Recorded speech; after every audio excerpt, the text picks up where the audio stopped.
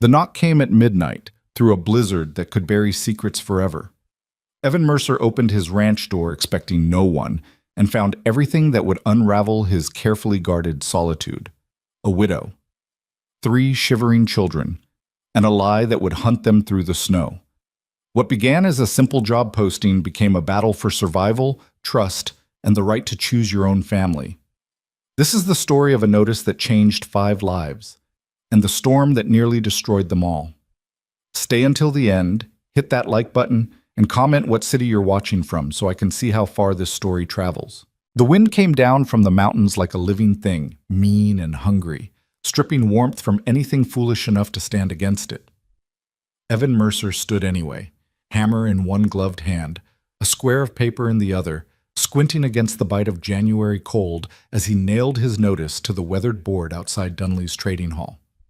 The paper fluttered once, twice, then held. Cook needed. Winter season, room and board. Mercer Ranch.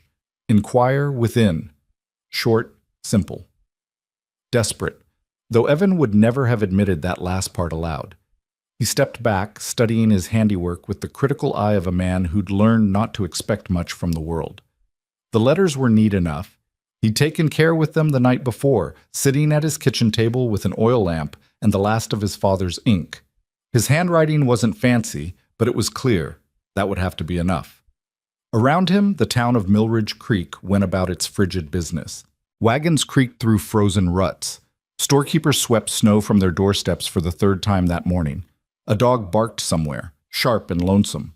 It was the kind of cold that made people move faster, speak less, and think longingly of March. Evan pulled his coat tighter and headed back toward where he'd tied his horse. The mare, a sturdy bay named Greta, stood with her head low and her breath steaming.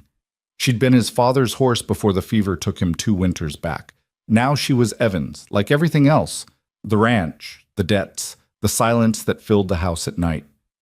"Come on, girl," he murmured, untying her reins. Nothing to do now but wait. Waiting was something Evan had gotten good at. He'd waited for his father to recover, waited for the ranch to turn profitable, waited for the loneliness to ease into something manageable. 3 years alone on 200 acres had taught him that waiting and hoping were different things entirely, and only one of them kept you sane. The ride back took 40 minutes through snow that had drifted knee-high in places. The Mercer Ranch sat in a valley between 2 pine-thick ridges, sheltered from the worst of the wind but not from the cold. The house was timber and stone, built solid by Evan's grandfather 50 years ago, when the territory was wilder and the future still felt like something a man could wrestle into submission. Now it just felt empty. Evan unsaddled Greta, rubbed her down, made sure she had hay and water. The barn was warmer than the house. Animals generated heat, and Evan had 16 head of cattle, 4 horses, 2 dozen chickens, and a pig named Rutherford who'd survived 3 winters through sheer stubbornness. The livestock didn't judge him, didn't ask questions, didn't leave. That was worth something. By the time he trudged back to the house, afternoon light was already fading. Winter days were short and grudging, as if the sun itself couldn't be bothered to linger. Evan kicked snow off his boots, pushed open the door, and stepped into the cold hollow of his kitchen. The stove was out. Again. He swore under his breath and set about building a fire, feeding kindling and split logs into the iron belly until flames caught and held. Heat began to seep outward, reluctant but real. He filled a kettle, set it on to boil, then stood there staring at nothing while the water heated. This was the part of the day he hated most, the empty hours between work and sleep when there was nothing to do but exist inside his own head. He'd tried reading, tried whittling, tried drinking, though that had ended badly and he'd sworn it off. Nothing filled the space the way he needed it filled. A cook would help. Someone to prepare meals, keep the kitchen in order, maybe do some mending. It was practical. Necessary. His own cooking had devolved into burnt beans and overboiled coffee, and he'd lost weight he couldn't afford to lose. But more than that, though Evan wouldn't admit this either, he needed a voice in the house that wasn't his own. The kettle screamed. He made coffee, black and bitter, and carried it to the table where he'd written the notice. His father's Bible sat there too, unopened. Evan looked at it the way you'd look at a locked door you'd long since lost the key to. "Sorry, Pa," he muttered. I'm trying. The wind howled answer. Chat. 3 days passed. Evan rode into town twice to check if anyone had responded to his notice. The first time, Dunley told him no. The second time, Dunley said the same, but added, "Might have better luck in spring, Mercer. Folks don't like moving in winter." "Can't wait for spring," Evan replied flatly. "Then lower your standards," Dunley suggested with a shrug. Evan didn't bother answering. He'd already lowered them as far as they'd go. On the fourth day, he stayed home. Snow had fallen overnight, 6 fresh inches, and the cattle needed feeding. He spent the morning breaking ice on the water troughs and hauling hay from the barn. His breath came out in clouds. His hands ached even through gloves. By noon, he was exhausted in that deep, bone-cold way that made you question every choice that had led you here. He was walking back to the house when he heard it, the sound of wagon wheels. Evan stopped, frowning. He wasn't expecting anyone. Supplies weren't due for another week, and neighbors didn't visit in weather like this unless something was wrong. The wagon came into view slowly, pulled by a single tired-looking horse. The driver was bundled in layers, face mostly hidden by a scarf and wide-brimmed hat. Behind the driver, huddled beneath a canvas tarp, were shapes that moved. Children. Evan's stomach tightened. The wagon rolled to a stop 20 feet from the house. The driver climbed down, small, careful movements, and pulled the scarf away. A woman. Young, maybe late 20s. Dark hair pulled back severely. Eyes that were cautious and calculating, the eyes of someone who'd learned to assess danger quickly. Her face was thin, wind-burned, tired, but there was something unbroken in the set of her jaw. "Mr. Mercer?" Her voice was steady despite the cold. "That's me. I'm here about the notice, for the cook position." Evan stared. "You came all the way out here for that?" "I did." Behind her, the canvas rustled. A small face peered out. A girl, maybe 7, with tangled blonde hair and enormous blue eyes. Then another face, a boy this time, younger. And a third, a toddler barely visible in someone's arms. 3 children. Evan felt something sink in his chest. "Ma'am," he began. "Hannah," she interrupted. "Hannah Cole. And before you say it, yes, I have children. 3 of them. That doesn't mean I can't cook. I'm a good cook, Mr. Mercer. Better than good. I can manage a kitchen, preserve food, make a dollar stretch further than you'd think possible. I can sew, mend, clean. I work hard, and I don't complain." She said it all in one breath, like she'd rehearsed it, like she'd had to sell herself before and knew exactly how it was done. Evan glanced at the children again. They looked half frozen. The little one was crying softly. "Where are you coming from?" he asked quietly. Hannah's jaw tightened. "East. We've been traveling." "How long?" "Long enough." It wasn't an answer, but Evan recognized the shape of it, the outline of something she wasn't ready to share. He knew that shape. He'd carried similar secrets himself. The wind picked up, scattering snow across the yard. "Mr. Mercer," Hannah said, and now there was something raw beneath the steadiness. "I need this job. We need it. I saw your notice 4 days ago, and we've been traveling since. I'm not asking for charity, I'm asking for work. I'll earn my keep, and my children won't be trouble. Please." That last word cost her. Evan could see it. He looked at the children again. The girl was watching him with an intensity that made him uncomfortable. The boy had his thumb in his mouth. The toddler had stopped crying but looked dazed with cold. This was a mistake. Evan knew it in his bones. He'd asked for a hired hand, someone temporary and uncomplicated. What stood before him was the exact opposite. A woman with a past she wouldn't discuss, and 3 small lives depending on her. Complicated didn't begin to cover it. But the cold was vicious, and the children were shivering, and Evan found himself thinking about his father, about what his father would have done. His father would have helped. Evan closed his eyes briefly, feeling the trap close around him. "All right," he said. Hannah blinked. "All right?" "You can stay, trial basis, 1 week. If it doesn't work, you'll need to move on. Understood?" For the first time, something cracked in Hannah's expression, relief so profound it was almost painful to witness. "Understood," she whispered. Thank you. Don't thank me yet, Evan muttered. Come on, let's get you inside before those kids freeze. He helped unload the wagon, which didn't take long since they had almost nothing.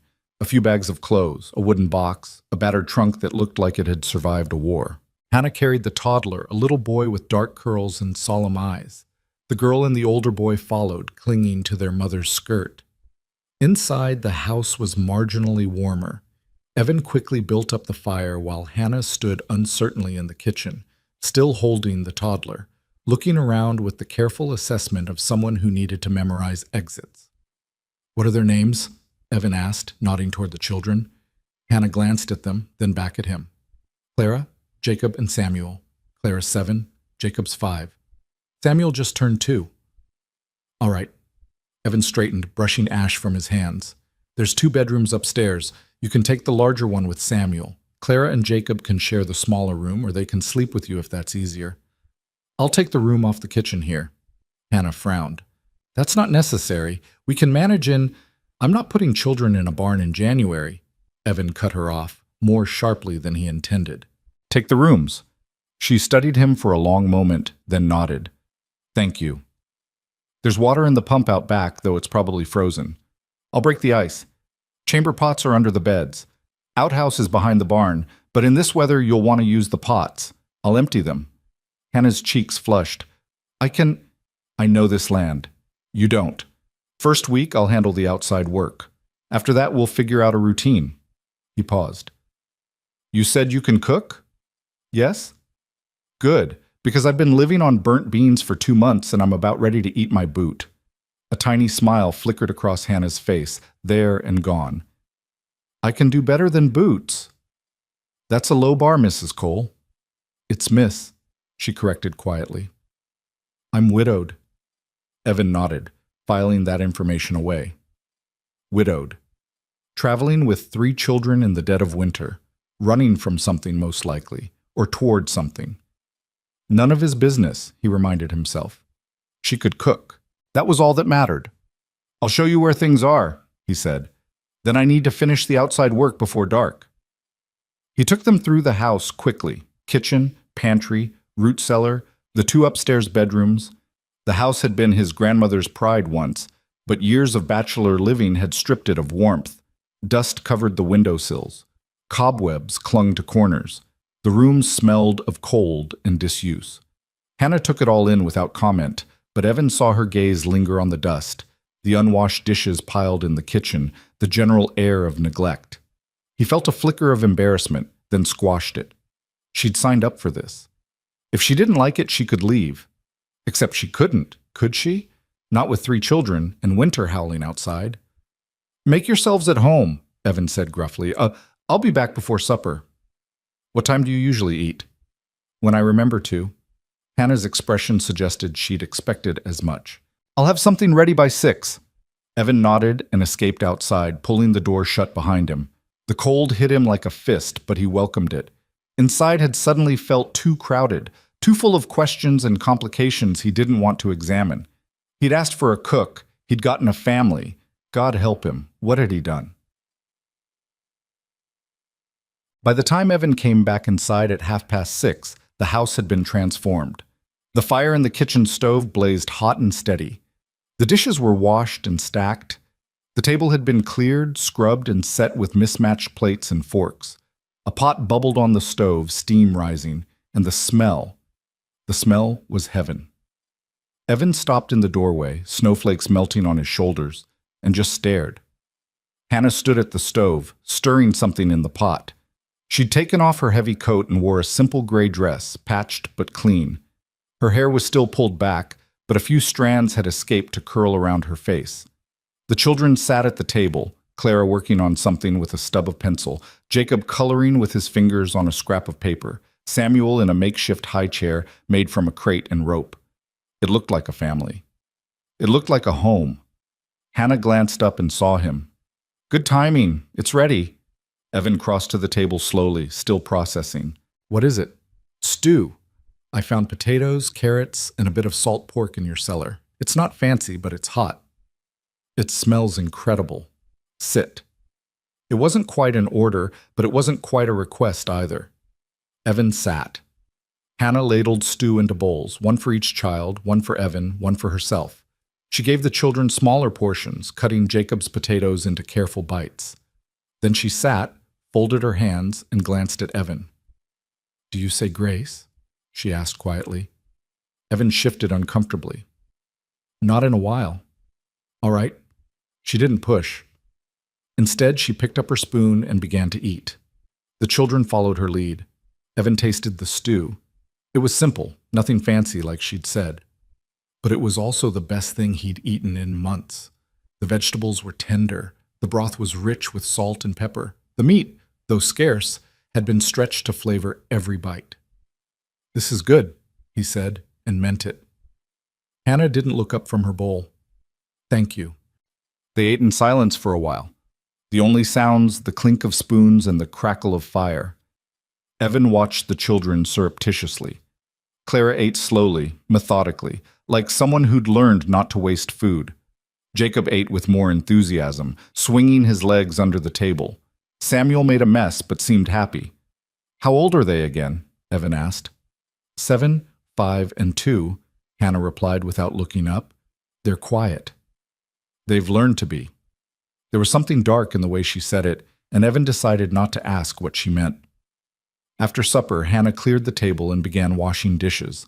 Evan offered to help, but she waved him off. "You've been working outside all day," she said. "Rest." "So have you." "This is my work now." There was no point arguing. Evan retreated to the chair by the fire, feeling strangely useless in his own house. Clara and Jacob played quietly on the floor with scraps of wood and string. Samuel had fallen asleep in his makeshift chair. Hannah worked efficiently, washing and drying and putting away. She moved through the kitchen like she'd been there for years, finding places for things, establishing order. By the time she finished, the kitchen gleamed. "Mrs. Cole—" "Hannah," she corrected, not unkindly. "Hannah, I'll need to make up beds upstairs. Let me—" "Already done," Evan blinked. "When?" "While you were outside. I found linens in the chest. They needed airing, but they'll do." "You didn't have to." "I did, actually." Hannah dried her hands on a towel and finally looked at him directly. Her eyes were green, he realized, sharp and tired and wary. "Mr. Mercer, I meant what I said. I'm here to work. I'm here to earn my place. I won't be dead weight." "I didn't say you would be." "You were thinking it." She was right, of course, but Evan wasn't about to admit it. "It's late," he said instead. "You should get the children to bed." Hannah nodded. She scooped Samuel from his chair. The boy didn't even wake, and gestured for Clara and Jacob to follow. "Come on, upstairs." The children obeyed instantly, and that too told Evan something he didn't want to examine. He listened to them climb the stairs, heard the creak of floorboards overhead, the muffled sound of voices. Then silence. Evan sat by the fire for a long time after that, staring into the flames. He'd opened his door to strangers, invited them into his home, given up his privacy and his solitude for the promise of hot meals and a cleaner house. It was practical. It was necessary. It was a mistake. But as the fire burned low and the house settled around him, warm and alive in a way it hadn't been in years, Evan couldn't quite bring himself to regret it. Not yet. Outside, the wind howled. Inside, for the first time in 3 years, the house felt less like a tomb. Morning came hard and cold. Evan woke at 5 like always and stumbled into the kitchen to start the fire, except the fire was already going. He stopped, disoriented. Hannah stood at the stove, fully dressed, hair braided, stirring something in a pot. The smell of porridge and coffee filled the room. "You're up early," Evan said, his voice rough with sleep. Hannah glanced over her shoulder. "So are you. I have cattle to feed, and I have breakfast to make." She said it matter-of-factly, like this was the most natural thing in the world. Her in his kitchen at dawn, making food he hadn't asked for. Evan poured himself coffee and leaned against the counter, watching her work. She moved with an economy of motion that spoke of practice, measuring oats, adding water, stirring with steady rhythm. "Where are the children?" he asked. "Still asleep. Claire will wake soon. She's an early riser." "Like her mother." "No." Hannah's expression darkened briefly, like someone who's learned she needs to be alert. Again, that edge of something Evan didn't want to dig into. He drank his coffee in silence, then pulled on his coat. "I'll be in the barn. If you need anything, I'll figure it out."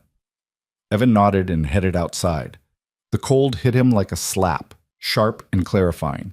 He trudged through snow to the barn, fed the cattle and horses, checked the chickens, broke ice on the water again. Rutherford the pig grunted irritably, and Evan tossed him extra feed as an apology. When he came back inside an hour later, the kitchen table was set. Porridge steamed in bowls. Bread, actual bread, where had she found flour, sat sliced on a plate. The children were awake now, sitting quietly, waiting. "Sit," Hannah said, the same gentle, firm tone from the night before. Evan sat. They ate. The porridge was good, sweetened with a little honey Hannah must have found in the pantry. The bread was dense but fresh. Evan realized halfway through that he was actually enjoying breakfast instead of choking down burnt oats while standing over the sink. "This is good," he said again, because apparently that was the only compliment he knew. "You keep your pantry better stocked than I expected," Hannah replied. "Most bachelors don't." "My father's doing. He always said preparedness was next to godliness." "Smart man." "He was." Hannah heard the past tense and didn't press. Instead, she buttered a piece of bread for Samuel, who was making grabbing motions with his small hands. "What's the plan for today?" she asked Evan. "Same as every day. Feed the stock, check fences, make sure nothing's broken or dying." "And me?" "Whatever you think needs doing." Hannah nodded slowly, her gaze sweeping the kitchen. "I'll start with a thorough cleaning, then I'll take inventory of supplies. If you're going into town anytime soon, not planning on it, then I'll work with what we have." It was the right answer, and Evan felt himself relax slightly. They fell into a rhythm over the next few days. Evan worked outside. Hannah worked inside. The children stayed quiet and out of the way, though sometimes Evan would catch Clara watching him through the window, her small face serious. The house changed. Slowly at first, then faster. Dust disappeared. Windows were washed. Floors were scrubbed. The pantry was reorganized. Meals appeared 3 times a day like clockwork. Simple, but good, filling and warm. At night, Evan would sit by the fire and listen to the sounds overhead. Hannah reading to the children in soft tones, footsteps on the floorboards, the creak of beds as they settled. It should have felt intrusive. Instead, it felt almost normal, almost like a home. On the 5th day, Evan rode into town for supplies. He hadn't planned on it, but they were low on coffee and lamp oil, and Hannah had mentioned needing thread if he happened to be going. So he saddled Greta and made the 40-minute ride through snow that had hardened into ice overnight. Dunley's store was warm and crowded. Evan gathered what he needed, paid, and was heading for the door when Dunley called out. "Mercer, heard you got yourself some help." Evan stopped, turned. "Where'd you hear that?" Dunley grinned. "Tom Brennan saw a wagon head out your way last week. Said it looked like a woman and kids." "And?" "And nothing, just making conversation." But Dunley's grin suggested otherwise. "She working out all right?" "Fine." "Good cook?" "Good enough." "Pretty?" Evan's jaw tightened. "That's not your business, Dunley." "Easy, Mercer. Just curious. You've been alone out there a long time. Man needs company." "I needed a cook. I got one. That's the end of it."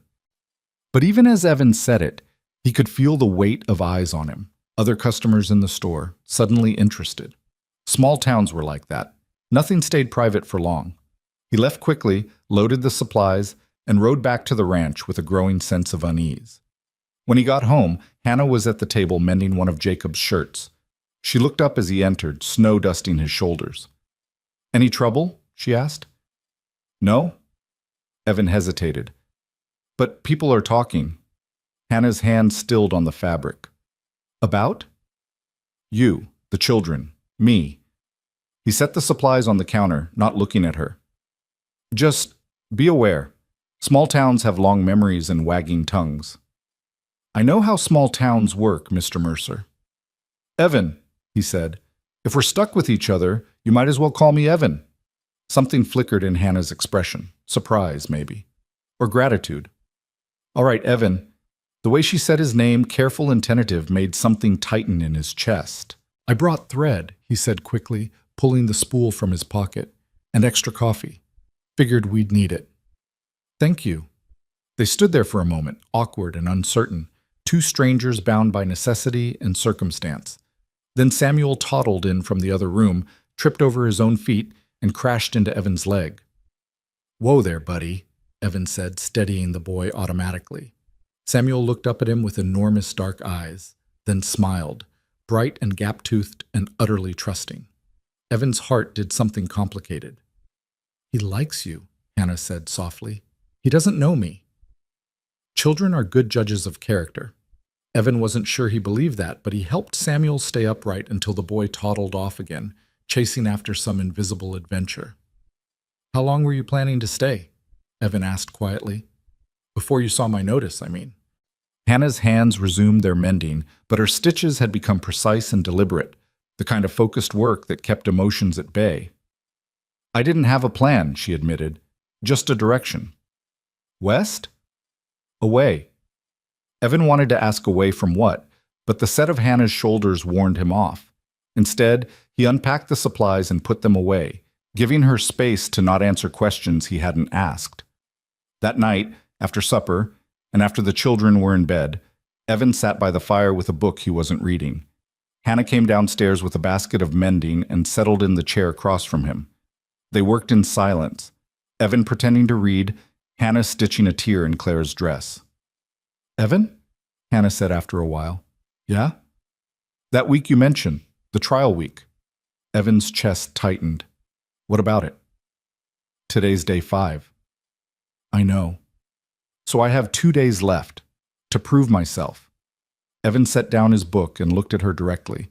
Hannah met his gaze, and in the firelight, he could see the carefully hidden fear beneath her composure. "You've already proved yourself," he said quietly. Hannah's breath caught. "I have? The house is cleaner than it's been in years. You're a good cook. The kids are no trouble. He hesitated, then pushed forward. "I sleep better knowing someone else is here. That I'm not alone with just my thoughts." It was more honesty than he'd intended, but Hannah's expression softened in a way that made it worthwhile. "So we can stay?" she asked, and damn if her voice didn't crack just slightly. "You can stay." Hannah closed her eyes briefly, and when she opened them again, they were bright with unshed tears. "Thank you." "Don't thank me yet," Evan said, echoing his words from 5 days ago. "We've still got the rest of winter to survive." Hannah smiled, a real smile this time, small but genuine. "Then we'd better survive it together." "Yeah," Evan agreed. "I guess we'd better." Outside, the wind howled its usual protest. Inside, the fire burned steady and warm, and two people who'd been running from loneliness sat across from each other and chose, however tentatively, to stop running, at least for now, at least through winter, at least until the storms came. The days stretched into weeks, and winter tightened its grip on the valley like a fist that refused to open.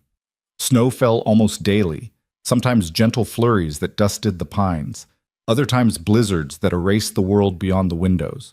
But inside the Mercer Ranch, something unexpected was happening. The house was waking up. It started with small things.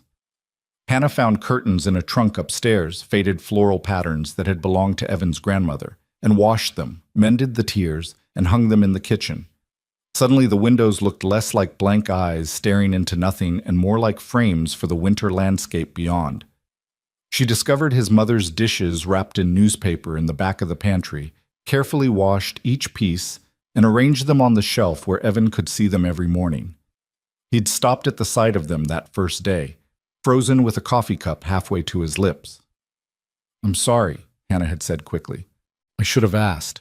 If you'd rather I put them away—" "No," Evan had interrupted, his voice rough.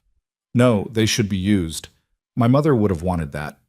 Hannah had nodded and said nothing more, but Evan caught her small smile as she turned back to the stove. Clara had found books in the parlor, dusty volumes that Evan's father had collected, but Evan had ignored. She'd asked permission to read them, her voice so quiet Evan had to lean down to hear her. "Of course you can," he'd said. "They're just sitting there." Now Clara spent her evenings curled in the chair by the fire, sounding out words to Jacob, who listened with the solemn attention of a much older child. Sometimes Hannah would correct Claire's pronunciation gently, and sometimes Evan would find himself listening too, drawn in despite himself by the rhythm of the stories. Even Samuel, tiny and fearless, had begun to explore. He'd toddle through rooms with his peculiar lurching gait, babbling to himself, occasionally stopping to examine something with intense toddler focus. A knot in the wood floor, dust motes floating in sunlight, his own reflection in a window. The house, which had been silent for so long, was full of sound again. Footsteps, voices, laughter, though that was still rare and always seemed to surprise Hannah when it burst from her children. Evan found himself adjusting in ways he hadn't expected. He stopped tracking mud across the kitchen floor after the first time he'd seen Hannah scrub it clean. He washed his hands before meals without being asked. He even started shaving more regularly, though he told himself that had nothing to do with the way Hannah's gaze would flicker over his face at breakfast. They developed routines. Evan would wake before dawn and start the coffee, but Hannah would appear minutes later, already dressed, and take over the breakfast preparations. They'd eat together, all five of them, at the table his grandfather had built. After breakfast, Evan would head outside and Hannah would begin her work inside. But the work was changing. The basic cleaning was done now, which meant Hannah had time for other things. She made bread every other day, filling the house with yeast and warmth. She found Evan's mother's recipe book and began working through it, experimenting with what they had in the pantry. One night she served him rabbit stew with dumplings so light they practically floated, and Evan had eaten 3 bowls before he realized what he was doing. "Where'd you learn to cook like this?" he'd asked, scraping his bowl clean. Hannah had shrugged, her attention on cutting Jacob's meat into smaller pieces. "My grandmother. She believed hunger was a sin and feeding people was salvation. She taught you well." "She taught me a lot of things." Something dark had crossed Hannah's face then, there and gone. "Not all of them about cooking." Evan had wanted to ask what she meant, but Samuel had knocked over his cup at that moment, and the conversation had scattered like the spilled milk across the table. There were moments like that, glimpses of the past Hannah carried but wouldn't discuss. Evan found himself collecting them like puzzle pieces, trying to assemble a picture he wasn't sure he had permission to see. She flinched at loud noises. Not obviously, but Evan noticed.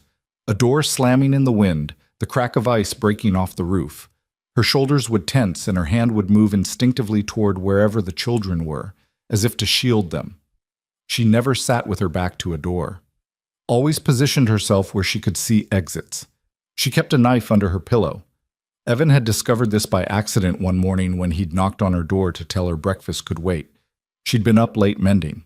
The door had been cracked open, and he'd seen the blade peeking out from beneath her pillow, its edge catching the early light.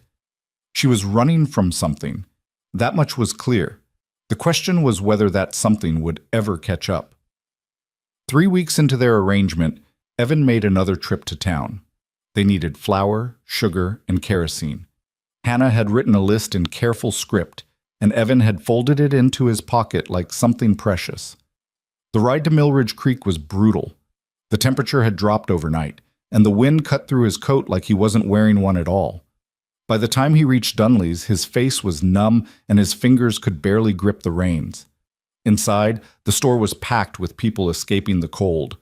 Evan recognized most of them, neighbors, other ranchers, townspeople he'd known all his life. Conversation stopped when he entered. Eyes followed him as he moved to the counter. Dunley greeted him with his usual jovial expression. "Mercer, back again so soon?"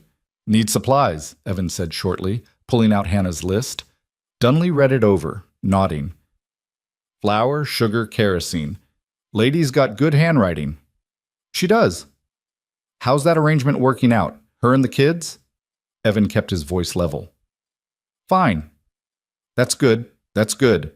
Dunley began gathering items, but his tone had shifted into something more careful. "Some folks in town been asking about her, you know." Evan's stomach tightened. "What folks?" "Oh, just curious types. Wondering where she came from, how long she's staying. You know how people are." "What did you tell them?" "Told them it wasn't my business or theirs." Dunley set a sack of flour on the counter with a heavy thump.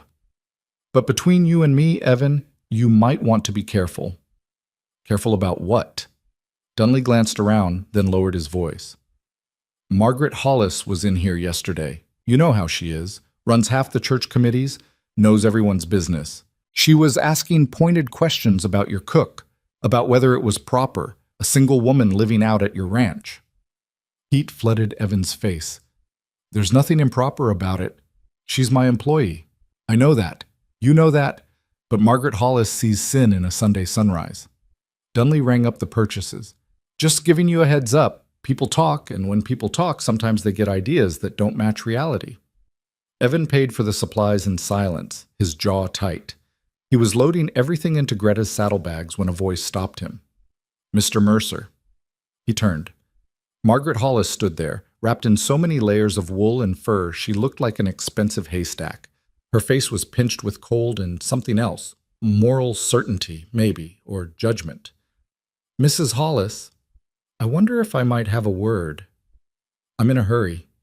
This won't take long. She stepped closer, and Evan caught the scent of lavender and self-righteousness. I've heard you've taken in a woman, a widow with children. I hired a cook. Yes, well, there are those in town who find the arrangement questionable. Evan's hand stilled on the saddlebag. Questionable how? A young woman living under your roof, unchaperoned. Surely you can see how that might appear. It appears like I needed help and she needed work, that's all. Margaret's thin lips pursed. I'm sure your intentions are honorable, Mr. Mercer, but appearances matter, for her sake as much as yours. People will talk, and once a woman's reputation is damaged— Her reputation is fine, Evan interrupted, his voice hard. She's a good woman working an honest job. Anyone who suggests otherwise can come talk to me about it directly. Margaret blinked, clearly not expecting pushback. I'm simply trying to help. Then help by not spreading gossip.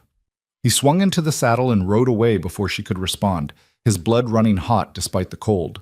The nerve of it, suggesting Hannah was somehow improper, that her presence in his home was scandalous. She worked harder than anyone he knew. She'd brought life back into a house that had been slowly dying. But as Evan rode home through the frozen landscape, unease settled over him like the falling snow. Margaret Hollis wasn't the only one who thought that way. In towns like Millridge Creek, reputation was currency, and once you spent it, you couldn't get it back. If people started talking seriously, if the gossip took root, it could make life difficult for Hannah. For the children. They were already vulnerable, already running from something. The last thing they needed was the weight of small-town judgment on top of everything else. When Evan got home, Hannah was in the kitchen making dinner. The children were at the table, Clara reading, Jacob drawing, Samuel banging a wooden spoon against a pot with intense concentration. Hannah looked up as Evan entered, her expression brightening. You're back. How was town? Cold, Evan said, beginning to unload supplies. Got everything on your list. Thank you. She moved to help him, taking the flour and sugar to the pantry. Any trouble? Evan hesitated. He could tell her about Margaret Hollis, about the gossip brewing, but looking at her now, her cheeks flushed from the heat of the stove, her hair escaping its braid in soft curls, contentment in the set of her shoulders, he couldn't bring himself to shatter that peace. No trouble, he lied. Hannah studied him for a moment, and Evan had the uncomfortable feeling she could see right through him. But she didn't press. Instead, she returned to the stove and stirred whatever was simmering there. Dinner will be ready soon, she said. Smells good. It's just venison stew, nothing fancy. Hannah? She glanced back at him. You don't have to keep saying that, nothing fancy. Everything you make is good. A flush rose in her cheeks that had nothing to do with the stove's heat. That's kind of you to say. It's not kind, it's true. They looked at each other for a long moment, something unspoken passing between them. Then Samuel threw his spoon across the room with a delighted shriek, and the moment broke. That night, after the children were asleep and the house was quiet, Evan sat by the fire with his father's Bible in his lap. He hadn't opened it since the funeral, but now his fingers traced the worn leather cover. Hannah came downstairs with her mending basket and hesitated when she saw what he was holding. I can go back up if you want privacy, she offered. No, stay. Evan set the Bible aside. I wasn't really reading it anyway. Hannah settled into her chair and pulled out one of Jacob's shirts.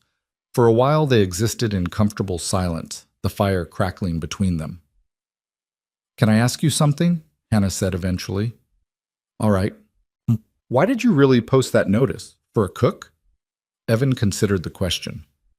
"I told you, my cooking was terrible." "That's part of it. But there's more, isn't there?" He was quiet for so long, Hannah probably thought he wouldn't answer. But finally, he spoke. 3 years ago, my father got sick, fever. He was gone in 2 weeks. Evan stared into the flames. Before he died, he made me promise I'd keep the ranch going, that I wouldn't let everything he built disappear. That's a heavy promise. It is. And for a while I managed, but then the loneliness started setting in. The silence. I'd go days without hearing another human voice, started forgetting how to talk, how to be around people. He rubbed his face. I wasn't eating right, wasn't sleeping. The house felt like a tomb I was being buried alive in. So you asked for help. I asked for a cook, Evan corrected. Someone temporary, someone who'd make food and leave me alone otherwise. But you got us instead. Yeah. He looked at her then, really looked at her. I got you. Hannah's hand stilled on her mending. In the firelight, her eyes were very green and very uncertain. Does that bother you? She asked quietly. That we're more than you bargained for? At first it terrified me, Evan admitted, but now, he shook his head.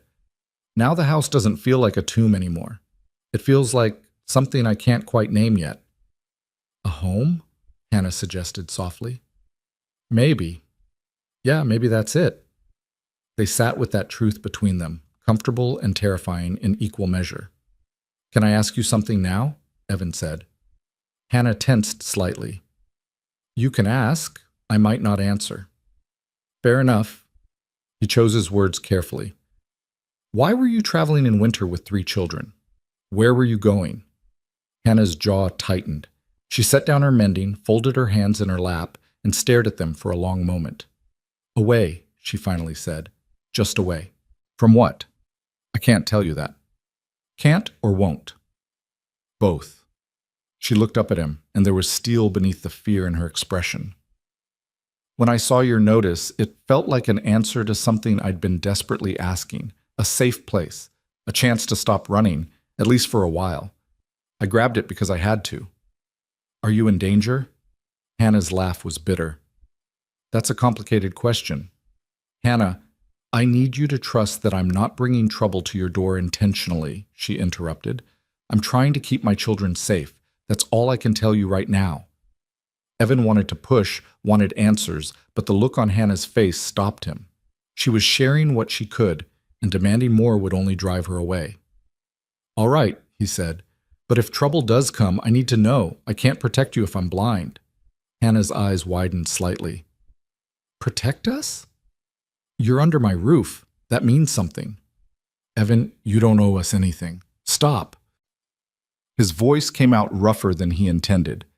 You've been here a month. You've cooked, cleaned, made this place livable again. You've asked for nothing except the chance to work. The least I can do is make sure you're safe while you're here.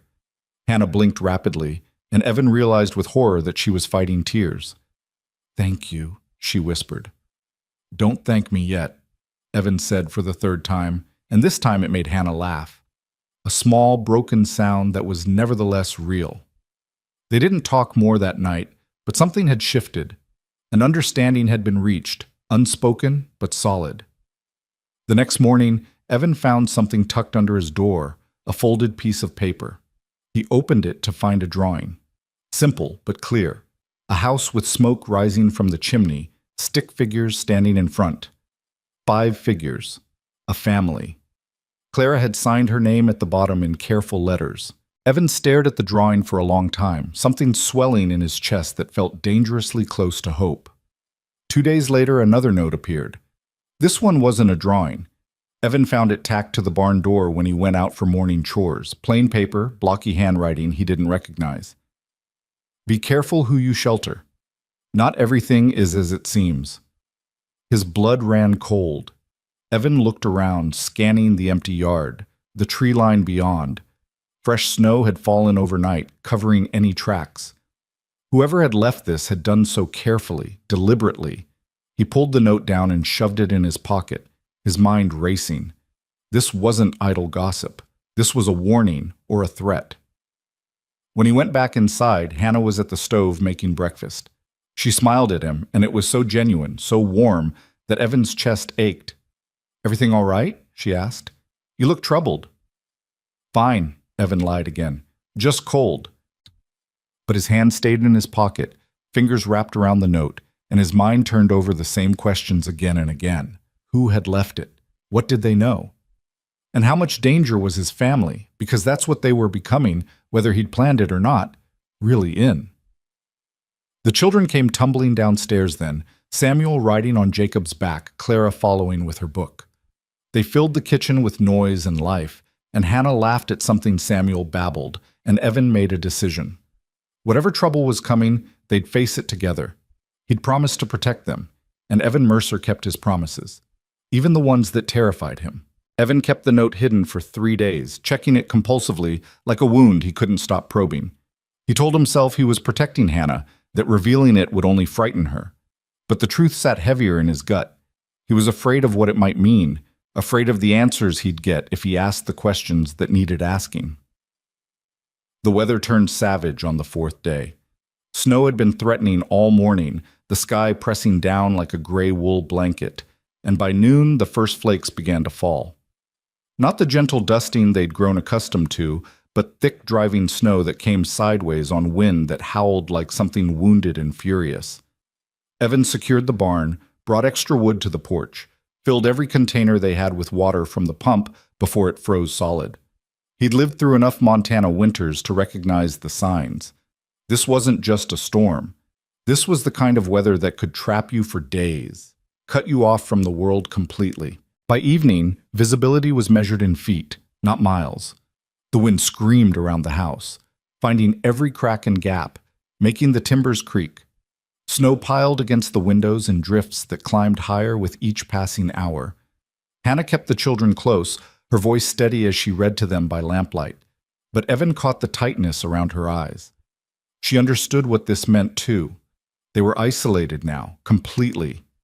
If something went wrong, injury, illness, fire, there would be no help coming. "How long do these usually last?" she asked Evan quietly, while the children played on the floor with carved wooden animals Evan had found in the attic. "Could be a day, could be 3. He moved to the window, peering out at the white chaos beyond. "We have enough food, enough fuel. We'll be fine." "Of course." But Hannah's hands twisted in her apron, and her gaze kept drifting to the door as if expecting it to burst open at any moment. "Hannah," Evan said carefully, "is there something you need to tell me?" She looked at him sharply. "What do you mean?" He almost pulled out the note then, almost laid it on the table between them and demanded answers. But Clara chose that moment to look up from her play, her young face so trusting, and Evan swallowed the words. "Nothing," he said. "Just making sure you're not worried." "I'm always worried," Hannah replied with a sad smile. "That's what mothers do." They ate dinner while the storm raged, chicken and dumplings that Hannah had prepared before the weather turned. Samuel kept trying to look out the window at the driving snow, fascinated by the violence of it. Jacob stayed pressed against his mother's side, quieter than usual. Clara ate methodically, but Evan noticed her gaze kept sliding to the door, then to her mother, then back to her plate. She knew something. Children always knew more than adults gave them credit for. After dinner, Evan built up the fires in both the kitchen stove and the parlor fireplace. The house would need to stay warm through the night, and if the storm kept up, he'd be feeding those fires every few hours. Hannah put the children to bed early, their small voices drifting down from upstairs as she read them a story about a rabbit who learned to be brave. Evan was checking the kitchen door, making sure it was latched tight, when Hannah came back downstairs. She'd changed into a heavy wool dress and wrapped a shawl around her shoulders. The house was warm enough, but there was a tension in her that no amount of heat could touch. "They're asleep?" Evan asked. "Clara's pretending to be. Jacob and Samuel are out." She moved to the window, pressing her hand against the cold glass. "I've never seen a storm like this." "Where are you from originally?" It was a casual question, but Hannah stiffened. East. I told you that. East covers a lot of territory. Yes, it does. She turned from this window, her expression guarded. Why are you asking now? Evan could have backed down. Should have, maybe. But the note burned in his pocket, and the storm howled outside, and he was suddenly tired of dancing around the truth. Because someone left a warning on my barn door, he said quietly, telling me to be careful who I shelter. All the color drained from Hannah's face. When? 3 days ago. And you're only telling me now? I was trying to protect you. Hannah laughed, but there was no humor in it. Protect me? Evan, if someone knows I'm here... She stopped herself, pressing her hands against her mouth. If someone knows you're here, what? Evan took a step closer. What happens, Hannah? She shook her head, backing away. I can't tell you. Yes, you can. You have to. His voice rose despite himself. I've given you shelter, given you safety, and I have a right to know what I'm protecting you from. You don't understand. Then make me understand. They stared at each other across the kitchen, the storm raging around them, and Evan saw the moment Hannah broke. Her shoulders sagged, and when she spoke, her voice was barely audible over the wind. My husband, she whispered. I'm running from my husband. Evan felt the words land like a physical blow. You said you were widowed. I lied. Hannah's hands were shaking now. He's alive, and if he finds me, if he finds the children... Her voice cracked. I can't go back there. I won't. Was he... Evan struggled to find the words. Did he hurt you? Hannah's silence was answer enough. The children? He never touched them directly, Hannah said, and there was something brittle in her voice. But they watched. They heard. Clara learned to be quiet because loud noises set him off. Jacob learned to be invisible. And Samuel... She pressed a hand to her chest. Samuel was so small when we left, but he was starting to flinch when doors slammed, starting to cry at raised voices. Rage rose in Evan's throat, hot and acidic. What's his name? It doesn't matter. The hell it doesn't. If he comes here... His name was David, Hannah interrupted. David Cole. We were married for 8 years. For the first 2, he was kind, gentle even. Then his father died, left him the family farm, and something changed. The pressure of running it, the debt, the expectations, it ate at him. And when he was eaten hollow, he filled himself up with anger. She moved to the table, sank into a chair like her legs couldn't hold her anymore. At first it was just words, criticism mostly. I burned the bread. I spent too much on fabric. I wasn't managing the house properly. Then the words got meaner, sharper. I was stupid, worthless, lazy. I believed him at first, tried harder, did everything I could to please him. Evan sat across from her, his hands clenched into fists on the table. Then one night he came home drunk and angry about something with the crops. Hannah continued, her voice flat now, distant. I said something, I don't even remember what, and he hit me, backhanded me across the face so hard I saw stars. When I fell, he stood over me and told me it was my fault for provoking him. Hannah, he apologized the next day, brought me flowers, said it would never happen again. Her laugh was hollow. It happened again 2 weeks later, and then again and again. It became a pattern I could predict like the seasons. He'd be fine for a while, then something would set him off, and... She gestured vaguely at her face, as if the old bruises were still visible. Evan's jaw ached from clenching it so hard. Why didn't you leave sooner? Because I had nowhere to go. My parents are dead. I have no siblings.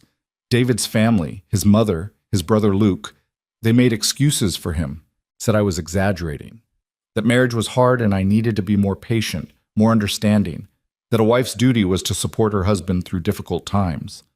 That's not a marriage, Evan said roughly. That's a prison.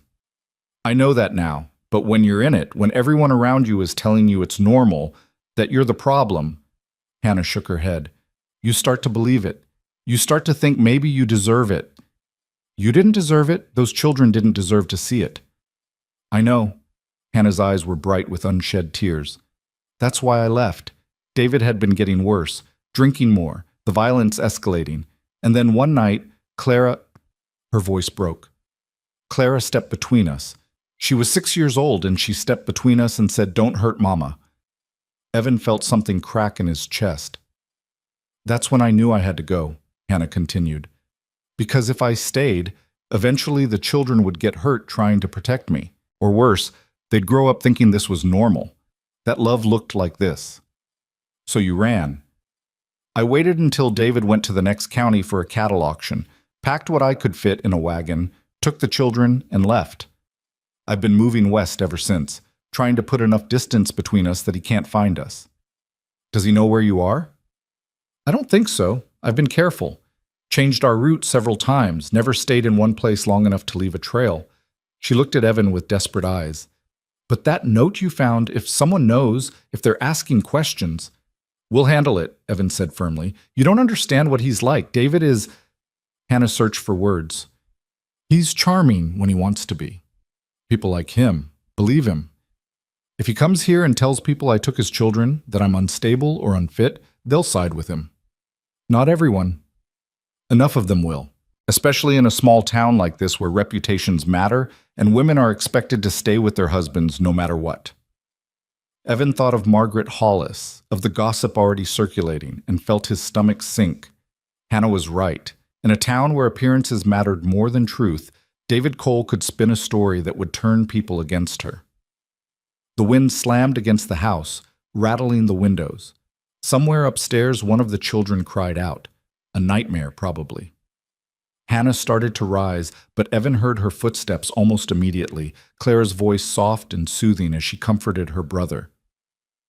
"She takes care of them," Hannah said quietly. "She's 7 years old, and she already knows how to comfort a frightened child. That's not normal. That's not how childhood should be. You gave them a chance at a better one." "Did I?" Hannah's voice was ragged. "Or did I just drag them across the territory in winter, putting them at risk, making them hide and run and be afraid? What kind of mother does that?" "A brave one," Evan said. "A mother who loves her children enough to risk everything for them."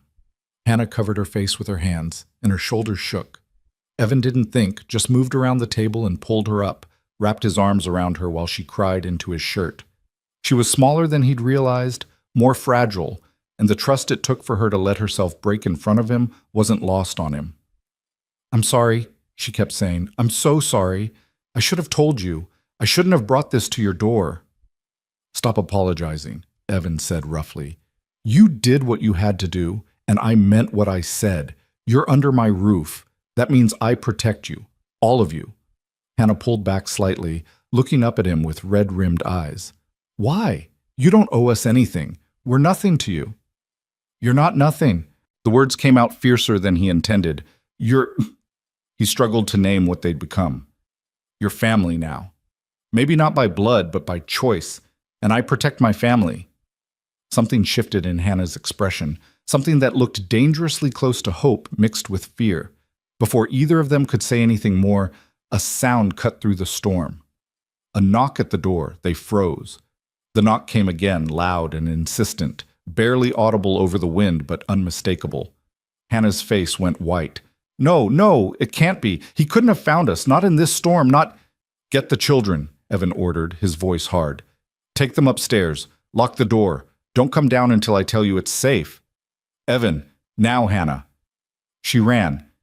Evan heard her footsteps on the stairs, heard doors opening and closing, heard her voice urgent and frightened as she gathered the children. The knock came a third time. Evan grabbed the rifle from above the door, his father's Winchester, kept loaded for emergencies. He checked it quickly, made sure it was ready, then moved to the door. His heart hammered against his ribs, but his hands were steady. He opened the door.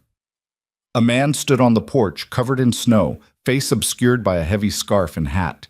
He was tall, broad-shouldered, and when he pulled the scarf down, Evan saw a face weathered by cold and something harder to name. "Thank heavens," the man gasped. "I saw your lights. I've been walking for hours. My horse threw me about 2 miles back, I think. I can't see anything in this storm."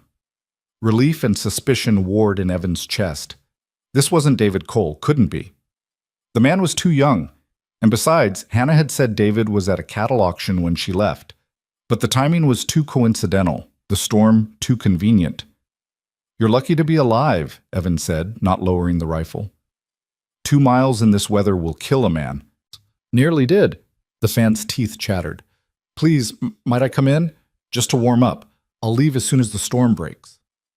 Every instinct Evan had screamed danger, but leaving a man to freeze to death wasn't something he could do either. He stepped back, rifle still raised. Come in, slowly. The man stumbled inside, bringing a swirl of snow with him. He was young, maybe early 30s, with dark hair and eyes that were too sharp despite his exhaustion. He pulled off his gloves with shaking hands and held them toward the stove. Thank you, he breathed. I thought I was done for. What are you doing out in this weather? Evan demanded. Traveling? Bad timing, I suppose. I'm looking for someone, a woman, and 3 children. I was told they might have come this way. Evan's blood turned to ice. He raised the rifle fully. Who are you? The man's eyes widened at the gun, then narrowed. My name is Luke Cole. I'm looking for my sister-in-law, Hannah, and my brother's children. I believe they might be here. From upstairs came a small, frightened gasp. Luke's gaze shot to the ceiling, and a slow smile spread across his face. I thought so. Evan didn't lower the rifle. You need to leave. Now. In this storm? You'd be killing me. Better than what you're planning to do to her. Luke's expression hardened. You don't know anything about our family situation. I know she ran from your brother. I know he hurt her. That's all I need to know. She told you that? Luke laughed bitterly. Of course she did. Hannah always was good at playing the victim. Get out of my house. Those are my brother's children upstairs, Luke said, his voice turning cold. He has a right to them. He has a legal right.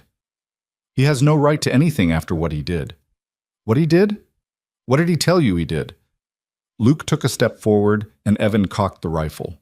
The man stopped, but kept talking.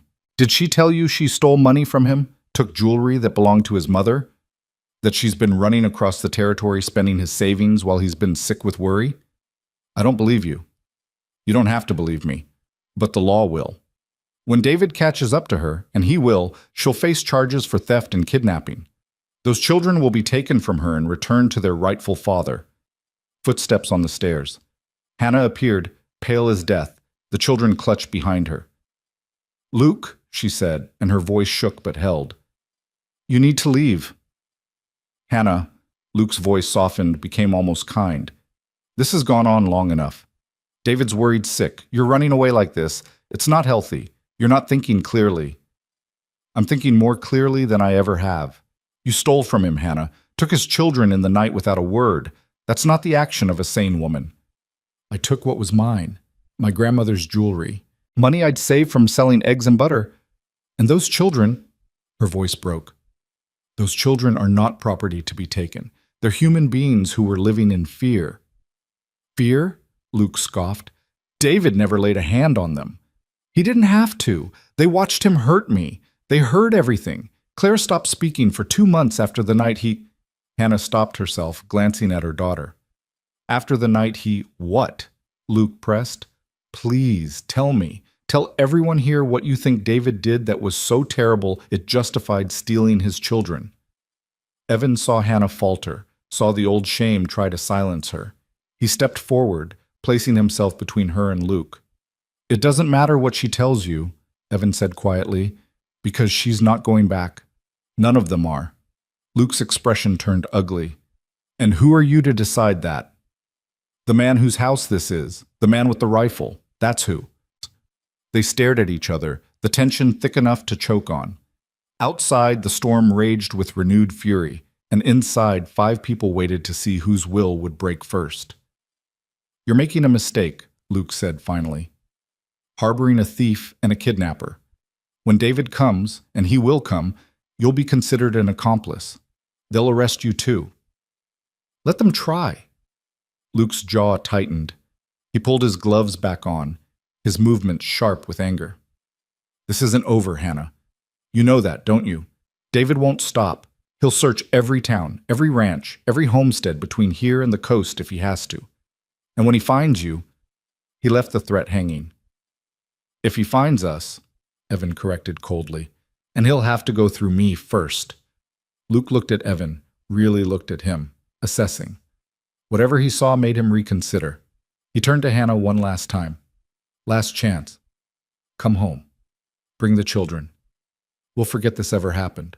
Hannah pulled her children closer, and Clara wrapped her arms around her mother's waist. No, Hannah said, and her voice was steel. We're not going anywhere. Luke's expression shifted through emotions too quickly to track. Frustration, anger, and finally something that might have been resignation or calculation. Then you've made your choice. You'll have to live with the consequences. He opened the door, and the storm rushed in, wild and white. Luke stepped into it without another word, disappearing into the driving snow within seconds. Evan slammed the door and threw the bolt, his hand shaking now that the confrontation was over. He turned to find Hannah collapsed on the stairs, her children surrounding her. Clara was crying silently. Jacob had his face pressed into his mother's shoulder. Samuel, blessedly, was still asleep in Clara's arms, somehow undisturbed by the commotion. Is he gone? Hannah whispered. Is he really gone? He's gone. Evan set the rifle down and moved to them. But Hannah, he won't survive the night. Not out there. Not in this storm. I know. She looked up at him, and her eyes were haunted.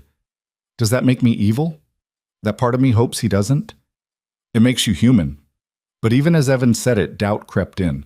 Luke Cole had walked into a blizzard. If he died out there, would that make Evan responsible? Should he have kept him here, rifle trained on him or not, just to preserve his life? Mama? Clara's small voice broke through his thoughts. Is Papa coming? Hannah pulled her daughter close. I don't know, sweetheart. I hope not.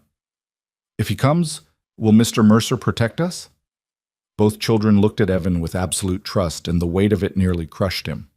Yes, he said firmly. I'll protect you. I promise.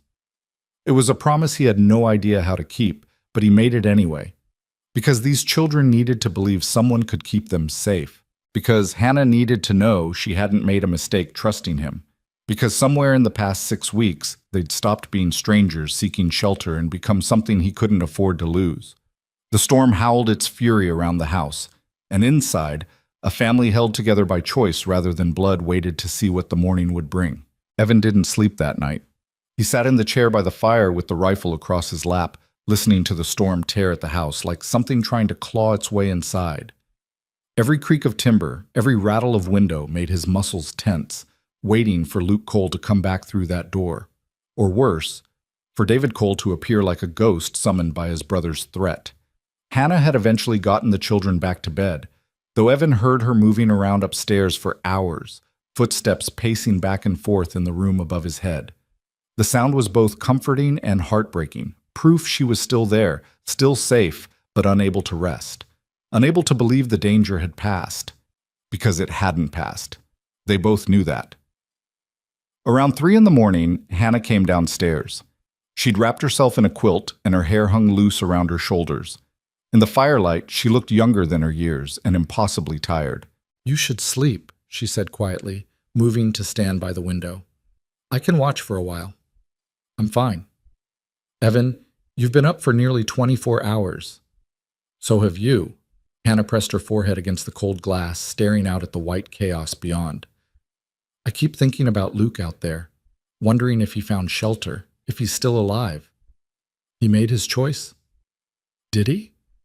Or did I make it for him by being here?